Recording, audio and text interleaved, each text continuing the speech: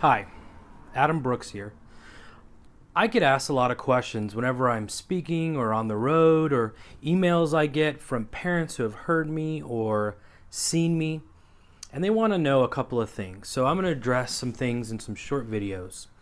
The first one I want to address is the question I get asked about this bully epidemic. Is bullying real? Is it something that is something we have to protect our kids from? Aren't these kids who just are trying to be kids? We hear this all the time. Kids will be kids, boys will be boys. Do we accept that? Do we want to hold them to a higher standard? What do we do in these situations? So let me address a couple of things about that in my personal and professional opinion. Now, I've been working with kids for over 15 years, so I know a few things. I'm not going to say I'm an expert in every area, but I do know a few things about kids and how they work and what they're thinking. Bullying. Bullying is real. I think it's something that we do have to work on. We do have to work through with our children. But I'll also say that it's just a symptom of a deeper issue. It's not the only issue. We have these schools that have what's called a zero tolerance policy. But that doesn't mean anything. What does that mean? If I call a kid a jerk, do I get kicked out of school because I'm a bully?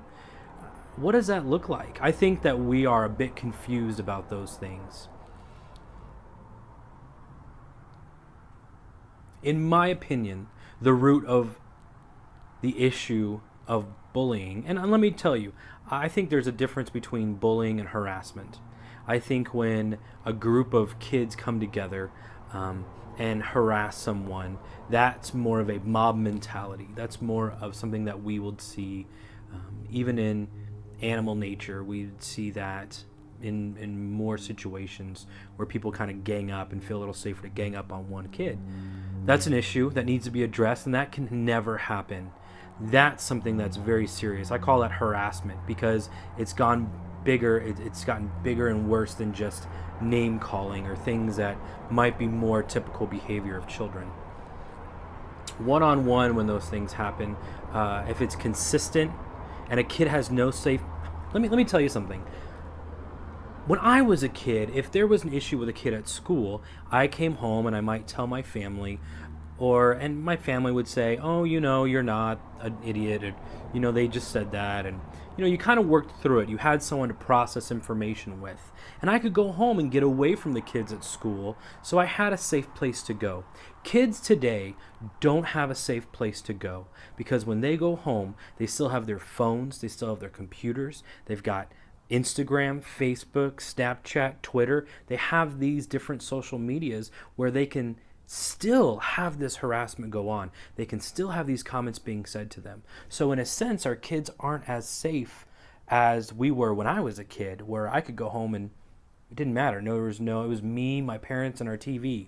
Whereas kids today may not have a safe place to go when they get home because it continues over social media. It continues over technology. So that's something that we have to be careful of, especially as parents, to watch out what's happening with our children on their social media or in their social media.